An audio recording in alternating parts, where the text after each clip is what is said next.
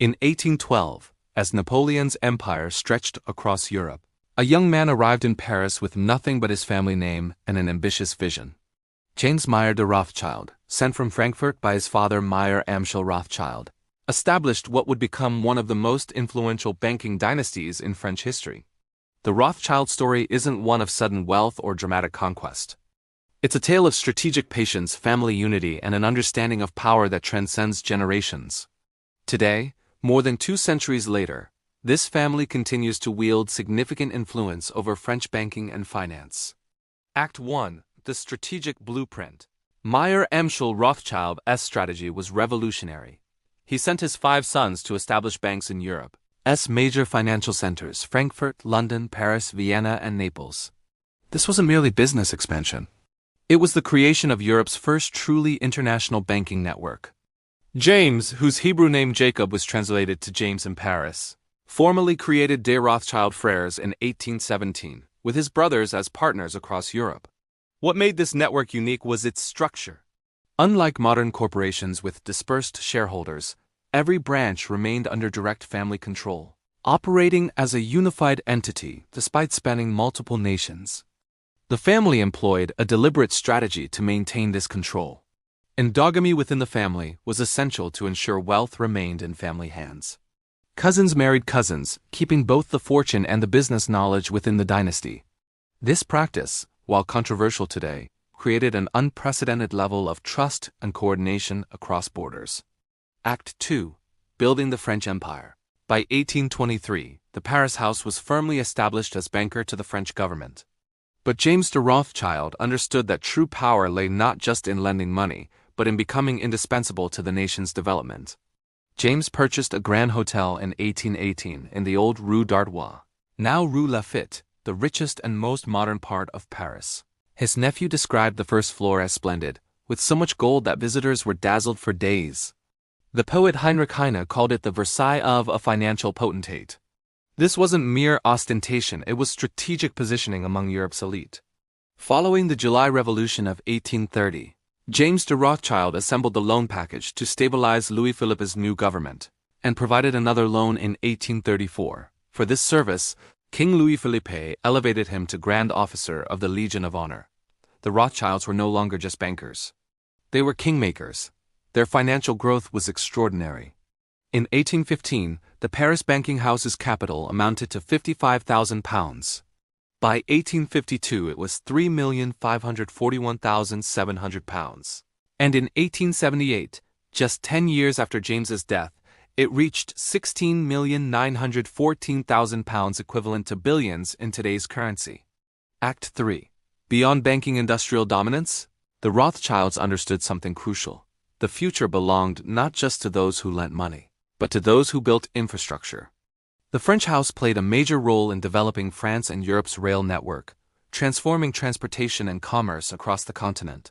But their most significant venture was the French Rothschilds' petroleum concession in Baku, which made them chief competitors of Rockefeller's Standard Oil before selling their oil interests in 1912. They didn't just finance industries, they owned them.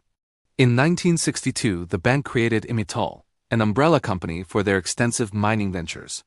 Under Guy de Rothschild's leadership, Imitol invested outward into Great Britain and the United States, a move that earned him the cover of Time magazine in December 1963. Act 4. Survival through catastrophe. The 20th century brought challenges that would have destroyed lesser dynasties. During World War II, the Nazi occupiers forced the Rothschilds to sell the bank together with their other French properties.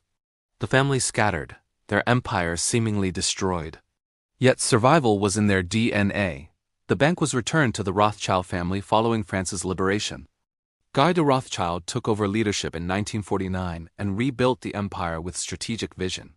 Remarkably, future President of France Georges Pompidou joined de Rothschild Frères in 1953 and served as its general manager from 1956 to 1962, a testament to the bank's continued political significance. Act 5. The nationalization and Phoenix Rising. The greatest threat came not from war, but from politics. In 1982, François Mitterrand's socialist government nationalized the Bank Rothschild, paying 150 million francs to the family and rebranding it Compagnie Européenne de Banque. By 1980, the Paris business had employed about 2,000 people, with an annual turnover of 26 billion francs, all seemingly lost overnight. Most families would have accepted defeat and moved on. The Rothschilds did something extraordinary. They rebuilt from scratch.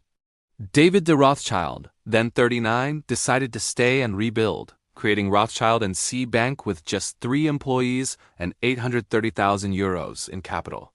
In 1983, David Nathaniel and Eric de Rothschild, together with 6 colleagues, restarted the business using Paris Orleans as a launchpad. They were initially banned from using the family name, but in October 1986, they regained the right to use it, renaming the firm Rothschild & Associés Bank. This wasn't just survival, it was a masterclass in resilience and strategic thinking. Act the Sixth. The modern empire today's Rothschild operation bears little resemblance to traditional banking. In 2003, the English and French firms merged under David de Rothschild's leadership, reuniting the family's European operations after decades of separation. In 2017, Rothschild & Co. acquired the family-controlled French private bank Martin Moreau, becoming the leading private bank in France. The Paris operation now has 22 partners and accounts for a significant part of the global business, leading Thomson Financial League tables in investment banking merger and acquisition deals in the UK, France, and Italy. In 2018, Alexander de Rothschild succeeded David de Rothschild as executive chairman, marking the 7th generation of family leadership. The business is now known simply as Rothschild & Co., the power behind the name. What makes the Rothschild influence in France so remarkable isn't just their wealth, it's their embedded institutional power. By tradition, the Central Consistoire, the administrative agency for French Jews, has had a member of the Rothschild family as its president. Their properties include some of France's most significant buildings, now serving national purposes.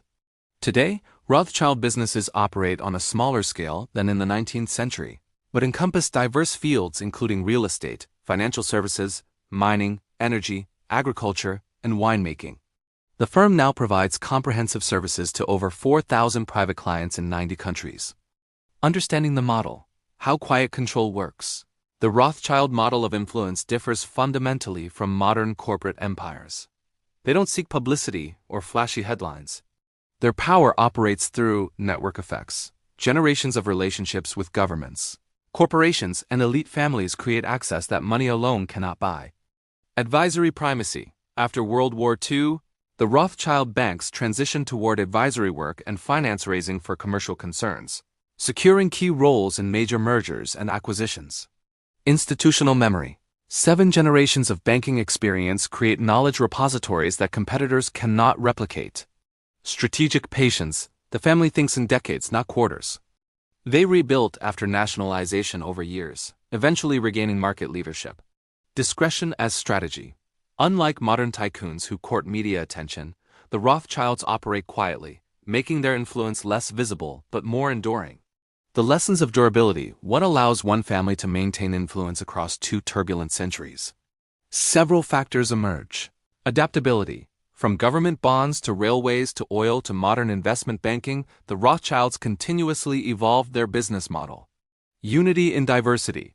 The Rothschild Bank was an early example of an international company where branches were all controlled directly by family members and operated with an eye to the benefit of the entire clan.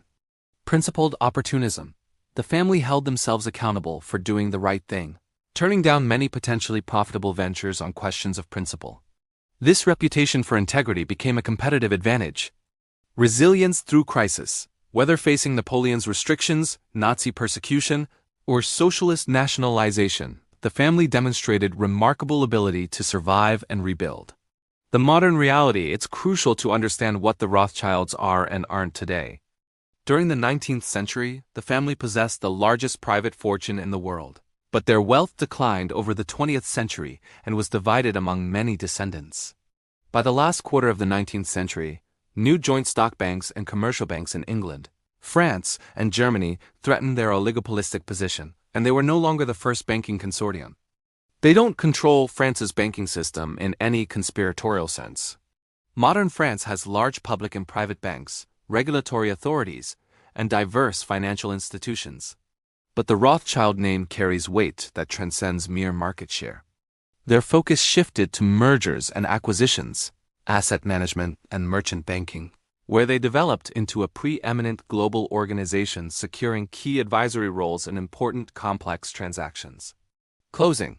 The architecture of quiet power, the Rothschild story reveals something profound about power itself. Lasting influence isn't built through domination but through making oneself indispensable. By financing France's development, by serving its governments through wars and revolutions, by rebuilding when others would have quit, the family wove itself into the nation's institutional fabric. James Meyer de Rothschild arrived in Paris in 1812. More than 200 years later, his descendants still operate from France's financial capital, still bearing the family name, still wielding influence in boardrooms and government offices. This isn't the story of conspiracy or shadowy control. It's something perhaps more remarkable, the story of how one family, through strategic vision, resilience, and generational thinking, built an institution that has outlasted empires, survived catastrophes, and adapted to every transformation of capitalism itself. In an age of disruption, startups, and quarterly earnings, the Rothschild model offers a counterpoint. True power is measured not in decades, but in centuries. And sometimes the quietest influence is the most enduring,